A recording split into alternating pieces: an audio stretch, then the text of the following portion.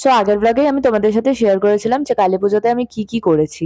And এটাও বলেছিলাম যে আরেকটা ব্লগ আসবে কালীপুজো নিয়ে, যেখানে আমি শুধুমাত্র শেয়ার করব শ্মশানকালীর ভাসান। তো আমি যখন ছোট ছিলাম তখন আমি, মা, দিদি, মামি সবাই মিলে যেতাম শ্মশানকালীর ভাসান দেখতে। শ্মশানের সামনে যেতাম, অ্যান্ড যতখানি হাঁটা যায় ততখানি হাঁটতাম জাস্ট শ্মশানকালীর বাজিগুলো দেখার জন্য। তো যখন স্কুল শেষ হলো, কলেজে উঠলাম, তখন থেকে না আর ভাসানের জন্য যাওয়া হতো না, কিন্তু বাড়ির সামনে দিয়ে যখনই যেত তখনই আমরা সবাই এরকম ভাবে দৌড়ে গিয়ে দেখার জন্য ওয়েট করতাম। এই বছর দেখলাম অত বেশি বাজি ফাটেনি, কিন্তু দুর্দান্ত ভাবে পজিশন করেছিল।